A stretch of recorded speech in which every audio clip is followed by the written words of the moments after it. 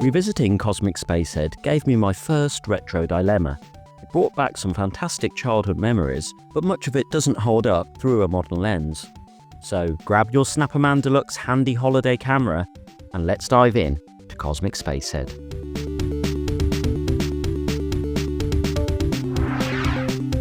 Cosmic Spacehead is a point-and-click adventure game released in 1993 for the Sega Mega Drive, as well as the Master System, Game Gear, PC, and Amiga. It's a remake of the NES original, but expands the gameplay from a side-on 2D perspective to pre-rendered scenes you can fully explore. Cosmic Spacehead stands out in two ways. Firstly, it's one of only a handful of point-and-click games released for the Mega Drive, to my knowledge, and for reasons we'll find out later, it's not surprising the genre wasn't more prevalent on the console. Secondly, the game mixes genres by including platforming sections that bridge the point-and-click screens. No other example of this readily comes to mind, so it's pretty unique in that respect. So let's break that down a bit. When you start the game, you're presented with a point-and-click screen with the action on top and a large inventory below, containing 5 actions you can perform: look, pick up, talk, give, and use. You use the cursor to move Cosmic around the environments and highlight people or objects you can interact with. If you find an item, you select the pickup command and then click on the item to add it to your inventory. The same general process is repeated for talking to NPCs or looking at things. This is all very slow and methodical, but is a fun change to faster-paced action games on the Mega Drive. However, where this falls apart is in the use of the controller. The cursor speed is pretty slow and inaccurate, and as the game relies so much on trial and error, you'll be forever scrolling through your inventory and back up to the game screen. I think the fact that Cosmic keeps yawning as you do this reflects just how tedious it is. Now onto the platforming sections. As mentioned, these appear whenever you move between 2 locations on the map for the first time. The gameplay shifts to a traditional side-scrolling platformer, akin to Mario or Alex Kidd. Your goal here is simply to make it to the other side and onto the next puzzle screen. These are the stages in the game when you can actually lose lives, but you also collect sweets which, when 10 are gathered, reward you with an extra life. The platforming here is extremely basic, but does require fairly precise jumping at times to reach ledges that are almost too far away. It's not possible to defeat the various enemies you encounter, although I naturally tried hopping on their heads at first. I did like how the enemies varied from location to location, changing up their attack patterns and adding extra difficulty as the game progressed. These sections do add variety to the game and are fun the first time through, but ultimately are there to artificially pad out the adventure. There's also no correlation between the point-and-click screens and the platforming levels. It would have been great if the player could bring items into the arcade parts. For instance, if you found a laser gun and then could take out the enemies and onto the next puzzle screen. When it comes to the puzzles, one thing that's key to remember is that Cosmic Spacehead is a game aimed at children. I recall getting stuck on certain puzzles or losing all my lives in the platforming stages many times as a child, but always enjoying the logic-defying solutions to the challenges.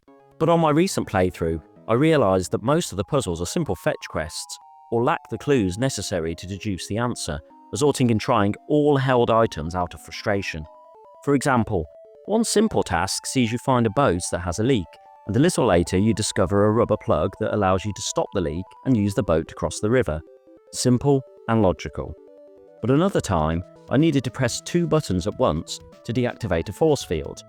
My first thought was to find something heavy to hold one of the buttons down so that I could deactivate the force field and run to the other button.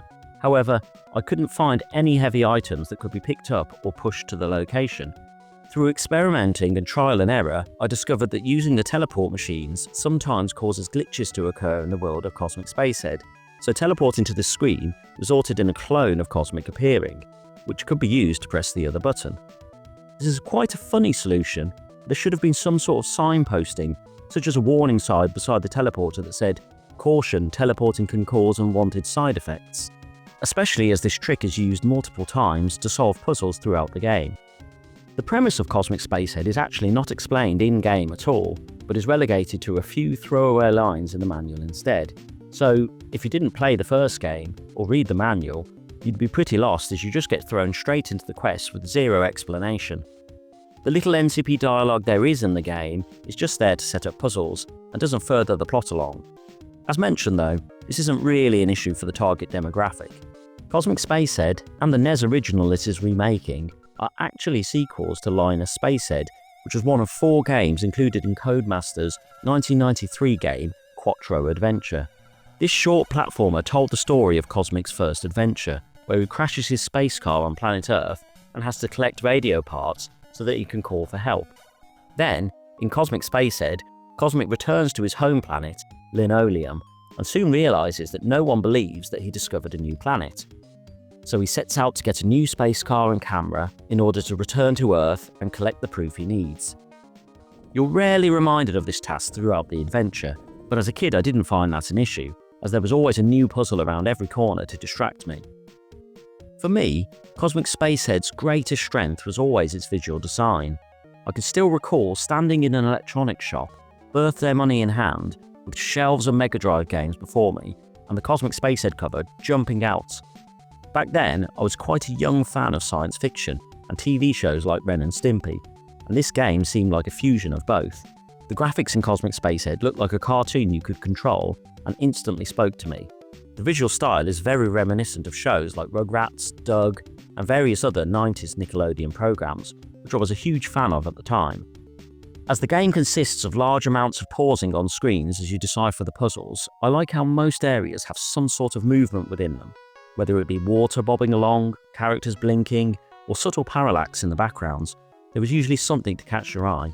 Overall, the art in Cosmic Spacehead does a lot of the heavy lifting. Would I recommend you play Cosmic Spacehead? It depends really. If you've got an interest in point-and-click games for the Mega Drive or other retro home consoles, of which there are precious few, then it's certainly worth trying for the novelty alone. However, if you've played better-known point-and-click adventure games for the PC, such as Grim Fandango or the Curse of Monkey Island series, then this won't live up to your expectations, at least not in the puzzle department.